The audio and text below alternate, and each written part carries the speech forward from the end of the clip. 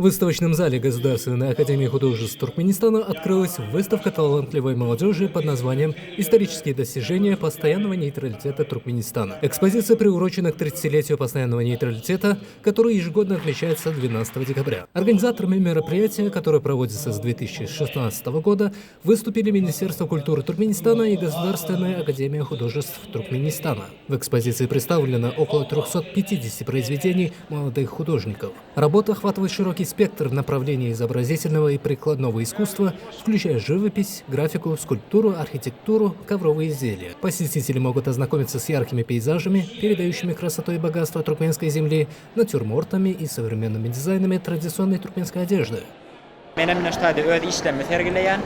Mening bärdäki asl maksadym şu iş bilen Европа biçularyny alyp öz milli nagşlamalarını koşturup şeýler istilde öğretmek.